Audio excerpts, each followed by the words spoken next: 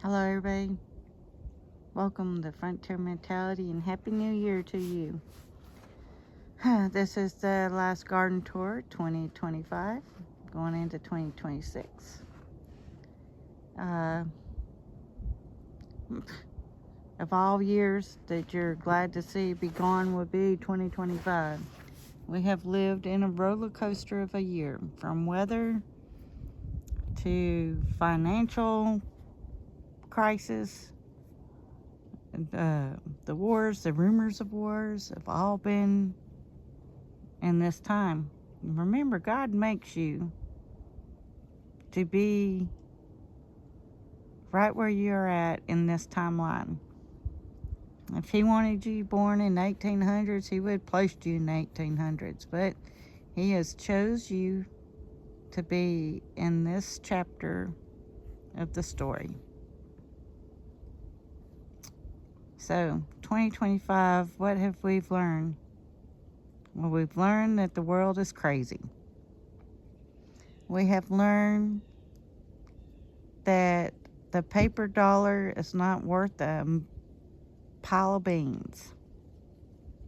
We have learned that gold and silver seem to be going up.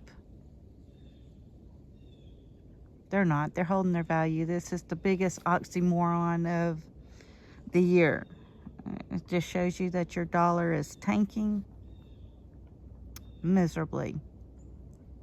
I say that silver will be probably by the end of January up to $100 an ounce. By the end of January. January's tomorrow. But we already see gold high. Precious metals, copper will be high. And things that we hold value-wise in traditional sense is going to be high. Now, if I was a renter, everybody has a dream of owning their own home, right? So what I would do, remember, I'm not a financial advisor, but you don't want to be a slave to your lender who's allowing you to rent their space. So you look for unrestricted land. You work within your budget. If you can only afford 1 to 2 acres and it's unrestricted, it's still a gold mine. I live on less than an acre, and we can grow 80% of our vegetables. That's a lot. And I will pretty much say all of our vegetables. The things I can't grow, like rice. I don't have cows, I don't have chickens, and I don't have goat or sheep. Could I have those on this? I could have chickens. Goats, probably not. There's not enough yard space for them. So that's why I'm suggesting 1 to 2 acres. If you do goats or sheep, 10 sheep will go on 1 acre of land, ideally. So that's why I say 2 acres. You have an acre for your house, your gardening, and then you have an acre. And then I would split that acre in half and feed, like I would do less than 10 sheep, probably do 5. Put them 5 half of the year on one side and then half the year on the other side. So you're rotating your grass for your sheep or goat. And your chickens. They can be out there with them. Then I would do a tiny house. Now, you can go in all measures and means on what is deemed a tiny house. You can thank Elon Musk has made many tiny houses that are 11,000 and under. Amazon has them now 11,000 and under. You could do a shed to house and build it out your own way. You could, go a more expensive route and buy just a tiny house.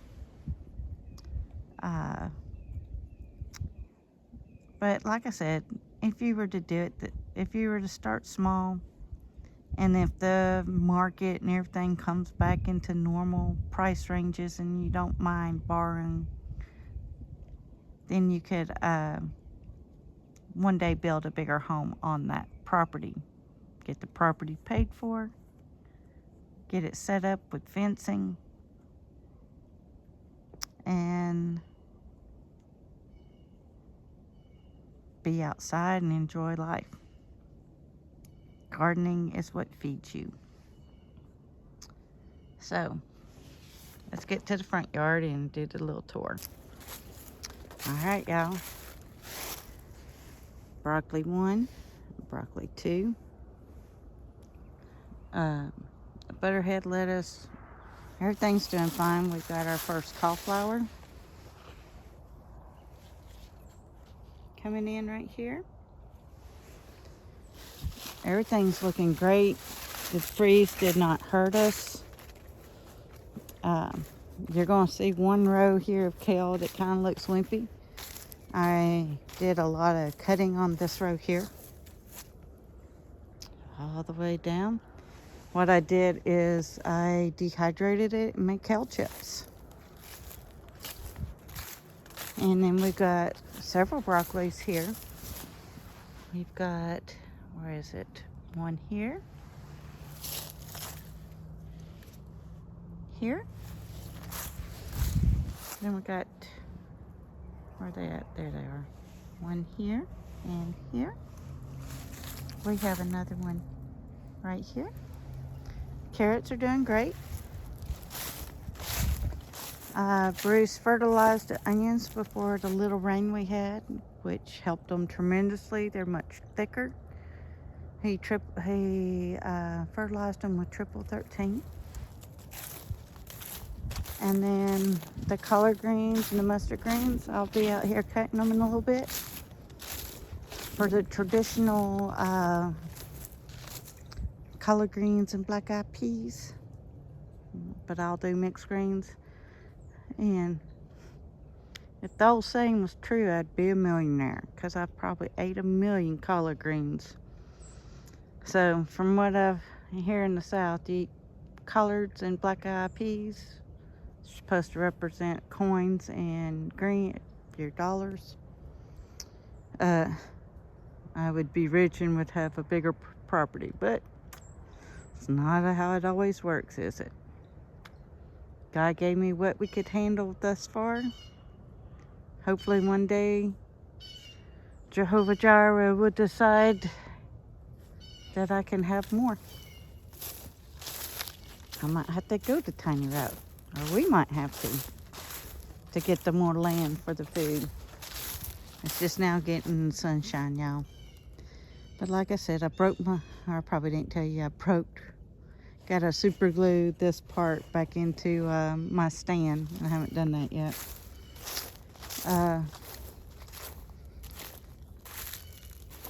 What do I see happening?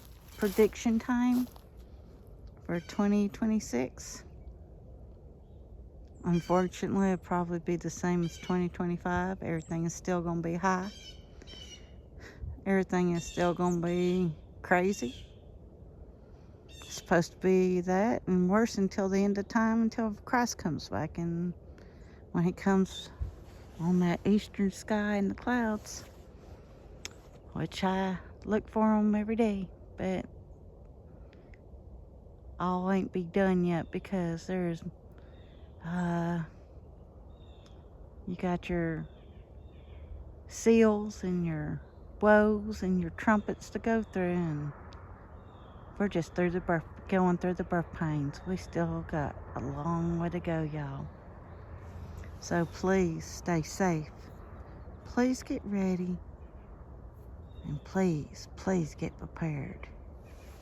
I believe 2026 is going to be a rocky, rocky road. Versus in the I can't pronounce words. versus the financial situations versus the weather patterns. They might be changing. All right, y'all. Get ready. Get prepared. Frontier Mentality signing out.